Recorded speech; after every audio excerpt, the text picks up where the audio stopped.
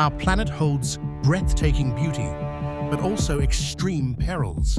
Some locations are so hostile, they challenge the very limits of human survival.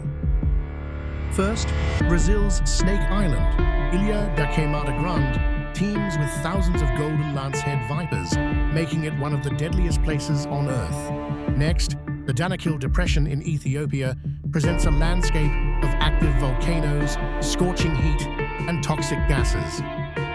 Then, Death Valley in the United States endures record-breaking temperatures, making it the hottest place globally and incredibly dangerous without proper preparation.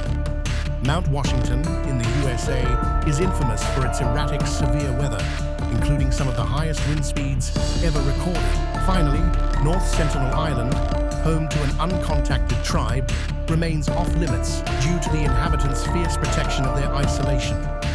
These places serve as stark reminders of nature's raw power and humanity's boundaries. Don't forget to subscribe to this channel, and I'm Director Dikern. Thank you.